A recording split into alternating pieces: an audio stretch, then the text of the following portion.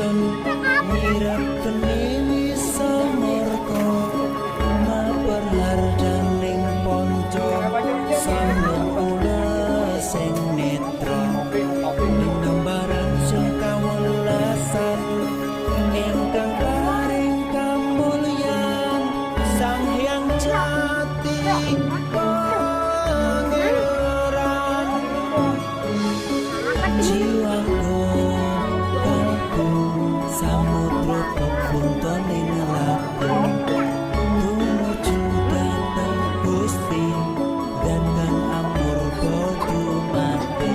manunggaling kanggo Gusti rentet ati bakal mati mukti ingsun tanpa kira.